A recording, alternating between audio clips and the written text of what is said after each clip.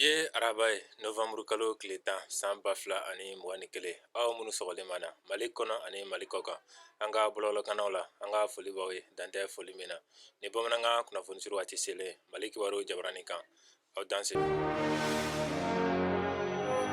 Donibata mobiliw k'a daminɛ Novembre kalo tile 15 la jɛntina kɛ n'a ye dantɛmɛ doni ka ta tuguni Afiriki tilebiyanfan nafoloko tɔnba UEMOA ye sariya min sigi sen kan doniko cogoya la sirabaw kan Mali hami dara o waliyali kan sisan jamana tɔw y'a daminɛ kabini janvier kalo tɛmɛnen na taamako ni sirako minisiri Madame Danbele Madina Sisoko ye ni laseli kɛ kalo tile 9 san 2021 kunnafoni di lase dɔ senfɛ bolifɛntigiw ye basigi ni sivilu lakanani minisiri Colonel Major Daoud Ali Mohamed wariko ni nafoloko minisiri Alfuseni Sanu ka fara jagoko ni iziniko minisiri Mohamed Ould Mamedine kan olu tun bɛ nin kɛnɛ kan kunu lajɛ kun kɛra ka doniko gɛlɛyaw fɛsɛfɛsɛ ka bɛnkan ta o furakɛ cogo la an ka siraw ka se ka mɛn sila cogo min na o b'a to musaka min bɛ bɔ ka don siraw dilanni na dafɛ san o san caman ka se ka bɔ o la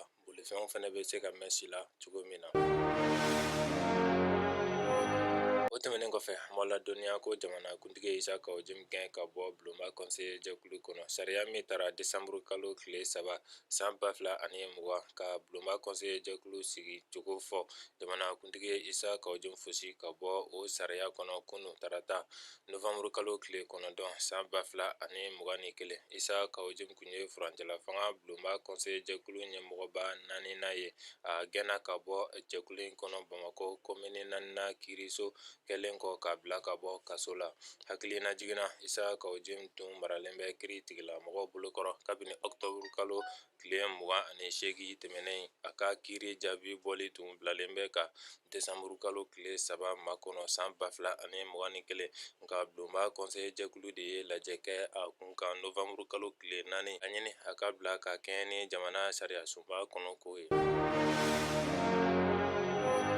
n'o tɛmɛna ka bɔ yen an b'a ladɔnniya ko buru sɔngɔ ma yɛlɛma jamana ɲɛmɔgɔ y'a jira ko yɛlɛma fosi ma don buru sɔngɔko la fɔlɔ kalaba sɔngɔ ye dɔrɔmɛ 50 ye kalamisɛn o sɔngɔ ye dɔrɔmɛ 25 ye jagoko ni iziniko minisiri Mahamadou Ould Mohamed ye ni laseli kɛ u ni buru dilanna ɲɛmɔgɔw ka ɲɔgɔnye kuncɛlen a ɲɔgɔnye in kun tun ye ka mɔgɔw jigi sigi bɛn kɛra min kan buru suguyaw sɔngɔko la o ka labato ani k'a ɲini k'a dɔn gɛlɛya minnu bɛ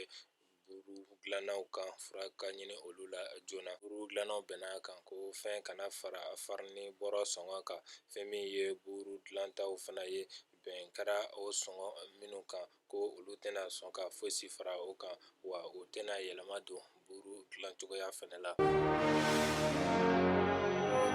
nin de bɛ dansigi an ka bi kibaruyaw la an b'a fɔ Ala ka bɛn ni lafiya sabati jamana kɔnɔ aw kan bɛn wagati wɛrɛ la ni kɛnɛ kelen kan